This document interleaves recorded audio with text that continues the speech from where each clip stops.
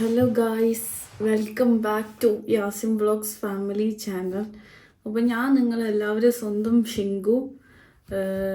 നാട്ടിലെല്ലാവർക്കും സുഖമല്ലേ എന്ന് വിശ്വസിക്കുന്നു. ഇവിടെ ഞാൻ സുഖമായിട്ടിരിക്കുന്നു കേട്ടോ. പിന്നെ എന്താണ് നിങ്ങളുടെ വിശേഷം? അപ്പം ഇപ്പം കറൻ്റ്ലി എൻ്റെ ഒപ്പം യാസിനിക്കില്ല. ഇന്നലത്തെ വീഡിയോ നിങ്ങൾ കണ്ടല്ലോ. യാസിനിക്ക് പോയി. അവിടം വരെയാണ് കണ്ടു നിർത്തിയതല്ലേ. അപ്പോൾ ഉസ്ബെക്കിസ്ഥാനിലേക്ക് ഇപ്പോൾ എത്തിയിട്ടുണ്ട്. സിമ്മൊക്കെ കിട്ടി. എനിക്കിപ്പോൾ അപ്ഡേഷൻ വന്നിട്ടോ. ഇന്ന് മോർണിംഗിലായിരുന്നു ഫ്ലൈറ്റ്. അപ്പോൾ ഞാൻ ഈ വീഡിയോ എടുക്കാനുള്ളൊരു കാരണം എന്ന് വെച്ചാൽ എനിക്ക് വേറെ വീഡിയോ എടുക്കാൻ പറ്റുന്നില്ല. പിന്നെ എടുത്തേ പറ്റൂ. ഒരു കണ്ടൻറ്റ് പോലെ ചെയ്യാനുള്ള അതിനും മാത്രമുള്ള ഒരു ഇത് എനിക്ക് ഇതുവരെ വന്നിട്ടില്ല. ബിക്കോസ്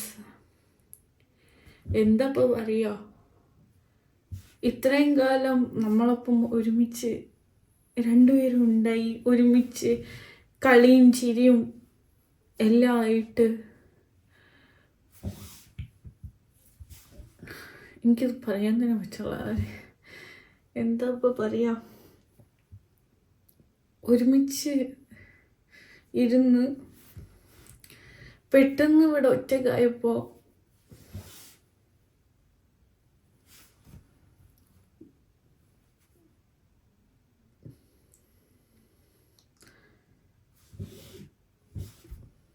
ഭയങ്കര സങ്കടമുണ്ട് ഗൈസ്.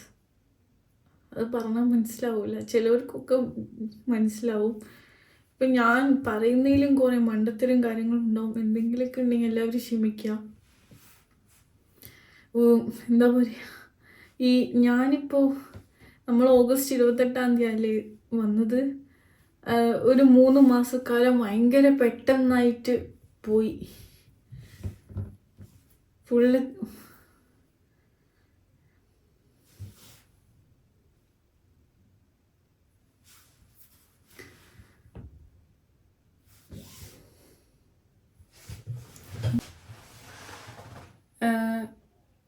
അതായത് നമ്മൾ ഒരാളെ ഞാൻ എത്രത്തോളം മിസ് ചെയ്യണമെന്ന്, എത്രത്തോളം സ്നേഹിക്കേണ്ടതെന്ന് നമുക്കറിയണമെങ്കിൽ അവർ നമ്മളെ വിട്ട് കുറച്ച് അകന്ന് നിൽക്കുമ്പോഴാണ് നമുക്ക് മനസ്സിലാവുക നമുക്ക് ഇത്രയും അവരെ ഇഷ്ടമായിരുന്നോ അങ്ങനെയുള്ളൊരു സിറ്റുവേഷൻ വരുന്നത്. കാരണം ഇവിടെയുള്ള ടൈമിൽ എന്ന് വെച്ചാൽ യാസിനിക്ക എൻ്റെ ഒരു ടൈപ്പ് ഓഫ് ക്യാരക്ടർ എന്ന് വെച്ചാൽ കൂടെ നിൽക്കുന്ന ആളെ നമ്മൾ എന്താ പറയുക, ചിരിപ്പിച്ച് അങ്ങനെ നിൽക്കും, കോമഡിയൊക്കെ പറഞ്ഞ്. ഇപ്പോൾ വീഡിയോ തന്നെ നിങ്ങൾ എടുത്ത് നോക്കിയാൽ കാണാം, എല്ലാവരെയും മാക്സിമം ഫണ്ണാക്കാനാണ് എല്ലാ ടോക്കും കാര്യങ്ങളൊക്കെ ചെയ്യാറ്. അതുപോലെ തന്നെയാണ് റിയൽ ലൈഫിലും മൂപ്പര് എൻ്റെ അടുത്തായാലും നമ്മളിവിടെ മാക്സിമം ഒന്നിച്ച് നിൽക്കുന്ന സമയത്ത് ഫുള്ള് കോമഡി ആക്കുന്ന ഒരു നമ്മളുടെ ലൈഫിലൊരു ബോറടിയോ കാര്യങ്ങളോ ഒന്നുമില്ല കേട്ടോ. ഞാൻ സീരിയസ് ആയിട്ട് പറയാണ്. പിന്നെ ഞങ്ങൾ തമ്മിൽ കുഞ്ഞു ആർഗ്യുമെൻസും ഒക്കെ ഉണ്ടാവുമെങ്കിലും ഈ എന്താ പറയുക, ചെറിയ ചെറിയ കാര്യങ്ങൾക്കൊക്കെ വേണ്ടിയിട്ടാണ്. ലൈക്ക് എന്താ പറയുക, കടയിൽ പോകുമ്പം എനിക്കിഷ്ടപ്പെട്ട കട ഉണ്ടാവും, മൂപ്പർക്ക് ഇഷ്ടപ്പെട്ട കട ഉണ്ടാവും. അപ്പോൾ എന്താ അങ്ങനത്തെ ഒക്കെ ടൈപ്പ് ഓഫ് കുഞ്ഞി ഈ ഷോപ്പ് ചെയ്യാൻ പോകുമ്പോഴുള്ള ആർഗ്യുമെൻറ്റ്സ് അങ്ങനെയൊക്കെയാണ് ഉണ്ടാവല്. അതപ്പോൾ തന്നെ മൂപ്പര് വളരെ കൂളായിട്ടാണ് കാര്യങ്ങളൊക്കെ ഹാൻഡിൽ ചെയ്യുക.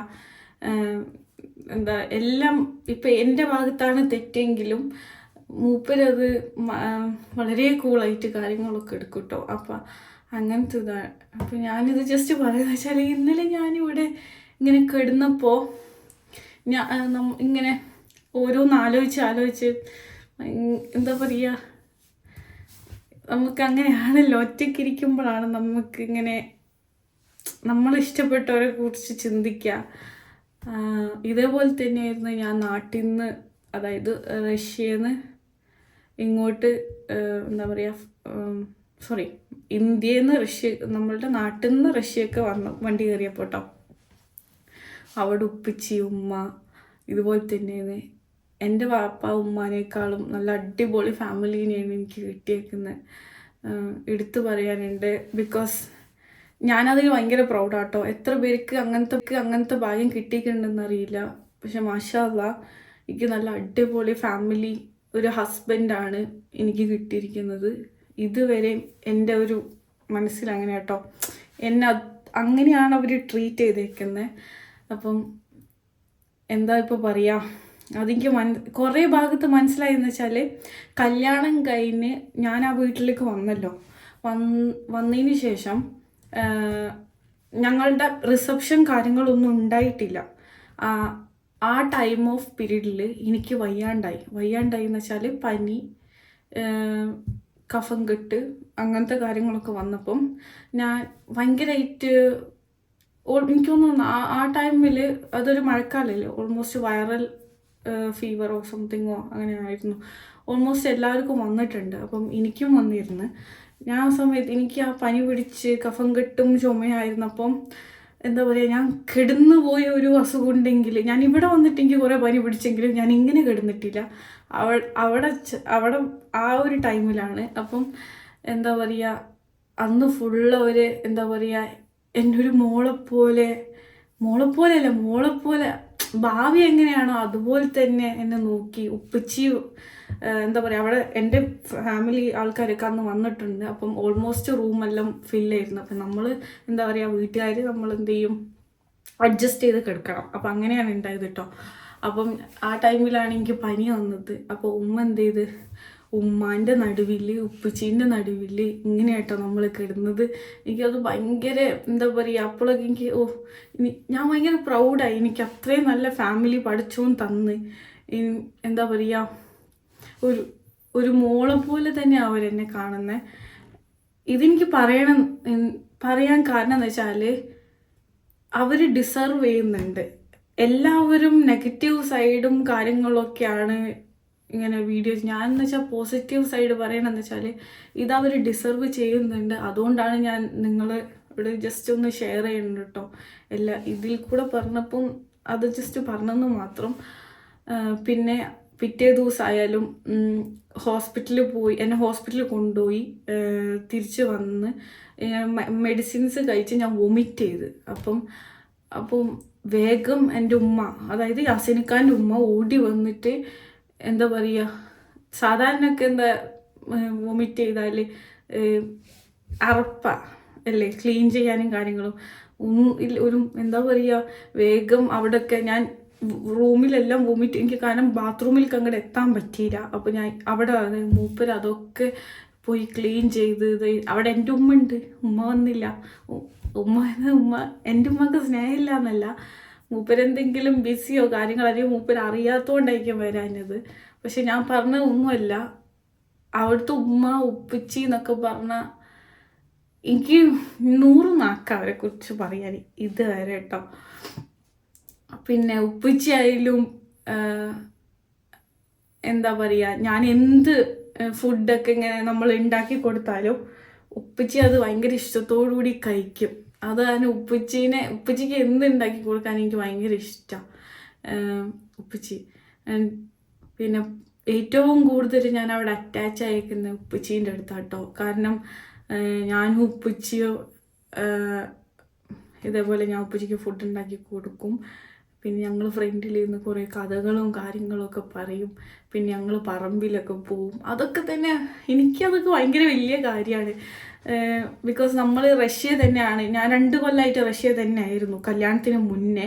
അതിന് കല്യാണത്തിന് ശേഷം, കല്യാണം കഴിക്കാൻ വേണ്ടിയിട്ട് ഒരു 4 ദിവസം മുന്നെയാണ് ഞാൻ എൻ്റെ വീട്ടിലോട്ട് വരുന്നത്. അപ്പോൾ നമുക്കൊരു പേടി ഉണ്ടാവും, പുതിയ വീട്ടിലാണ് പോകുന്നത്, എങ്ങനെയായിരിക്കും പുതിയ ആൾക്കാർ.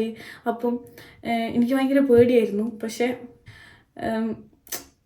നല്ല അടിപൊളി വീട്ടുകാരാണ്. അതുകൊണ്ട് തന്നെ എൻ്റെ വീട്ടുകാരെ എനിക്കധികം മിസ് ചെയ്തില്ല കേട്ടോ. ബിക്കോസ് ഞാൻ അവിടെ ഭയങ്കര ഹാപ്പി ആയിരുന്നു. അതുകൊണ്ട് തന്നെ എനിക്കങ്ങനെ അധികം മിസ് ചെയ്തില്ല. എന്ന് വെച്ചാൽ എൻ്റെ വീട്ടുകാരെ എനിക്ക് ഇഷ്ടമില്ല എന്നല്ല ഞാൻ എടുത്ത് പറയേണ്ട കാര്യം എന്ന് വെച്ചാൽ. പിന്നെന്താ പറയാനുള്ളത്, ഇതൊക്കെ തന്നെ ഉള്ളൂ ഗൈസ്. എനിക്ക് നിങ്ങളോട് ജസ്റ്റ് ഷെയർ ചെയ്യണമെന്നുണ്ടായിരുന്നു. അപ്പം എന്താണ് ഇന്ന് ഞാൻ ജസ്റ്റ് നിങ്ങളോട് പറഞ്ഞതെന്ന് വെച്ചാൽ, ഇന്ന് ഫോൺ എടുത്ത് നോക്കിയപ്പോൾ ഞാൻ എന്ത് ചെയ്ത്, പണ്ടത്തെ വീഡിയോസും കാര്യങ്ങളൊക്കെ ഒന്ന് ജസ്റ്റ് സ്ക്രോൾ ചെയ്ത് പോയി. വീടൊക്കെ മിസ് ചെയ്തു. ഉപ്പച്ചീനായാലും ഉമ്മാനായാലും ലൂയിനായാലും ഭാവിനായാലും പിന്നെ ടോക്കിയോനറിയാലോ, പട്ടി, അപ്പം ഓനായാലും നല്ലപോലെ മിസ് ചെയ്ത്. പിന്നെ ഇവിടെ നിൽക്കണതെന്ന് വെച്ചാൽ എനിക്ക് സത്യം പറഞ്ഞപ്പോൾ നാട്ടിൽ പോകണം എന്നുണ്ട്, ഒരു നല്ല ആഗ്രഹമുണ്ട് നാട്ടിൽ പോകണം.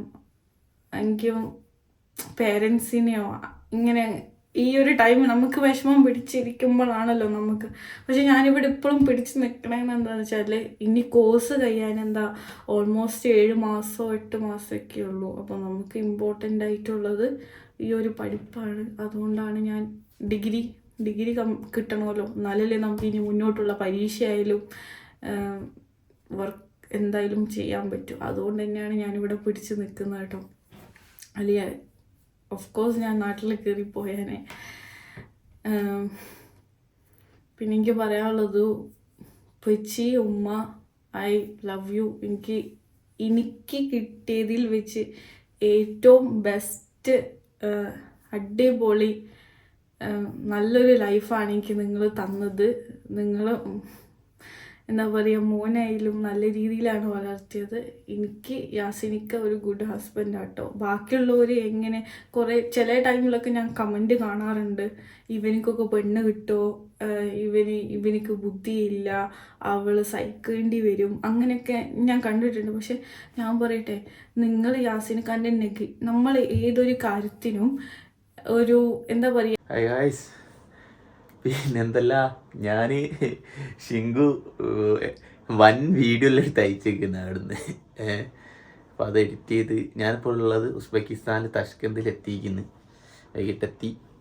ഷിങ്കു മാഡം ഇവിടെ ഫോണിലിരിക്കുന്നുണ്ട്. തലേ തട്ടിടത്തോണ്ട് കാണിക്കണോ? സംസാരിക്കേ, ഹലോ പറയും. ആളവിടെ ഇരിക്കുന്നുണ്ട്. ഞാനിത് ഇവരെ ഷിങ്കു ഈ ഫാമിലീൻ്റെ വീഡിയോ അയച്ചു തന്നിട്ട് പറഞ്ഞ് അത് കാണുന്നു. മനസ്സിലാണല്ലത്. അതങ്ങനെ പ്രവീൺ പ്രണവോ വൻ കച്ചറ അടിപിടിയാണെന്നൊക്കെ കേട്ട്, എന്നിട്ട് എന്നോട് അത് കണ്ടു പഠിക്കി എന്നൊക്കെ പറഞ്ഞ് എന്തൊക്കെയോ പറയുന്നുണ്ട്. അപ്പം ഗൈസ്, അപ്പോൾ ഞാൻ തഷ്കന്തിലാണ്. അപ്പോൾ ഷിങ്കു അവിടെയാണ് മാറി നിൽക്കുകയാണ് ഇപ്പോൾ. അപ്പോൾ നല്ല നല്ല കാര്യങ്ങൾ സംഭവിക്കട്ടെ എല്ലാ കുടുംബത്തിലും. ഞാൻ ഈ വീഡിയോ ഇപ്പോൾ 15 മിനിറ്റേ കണ്ടിട്ടുള്ളൂ. ഇവരെ ഈ പ്രശ്നത്തിൻ്റെ വൻ സീന് എന്തൊക്കെയോ നമുക്ക് തന്നെ എന്തൊക്കെ പേടിയാവുക ഇങ്ങനെയൊക്കെ നടക്കുമ്പോൾ. അപ്പം അത്രയേ ഉള്ളൂ. ഞാൻ വീഡിയോ ഫുള്ള് കണ്ടിട്ടില്ല, അതുകൊണ്ട് ഞാൻ അതിനെക്കുറിച്ച് ഞാൻ കമൻറ്റ് പറയുന്നില്ല.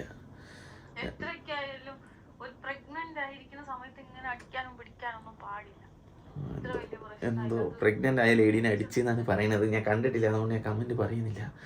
സോ ഗൈസ്, ഈ വീഡിയോ ഇവിടെ അവസാനിപ്പിക്കുകയാണ്. നാളെ ഷിങ്കു പുതിയൊരു വീഡിയോ ആയിട്ട് വരുന്നത്.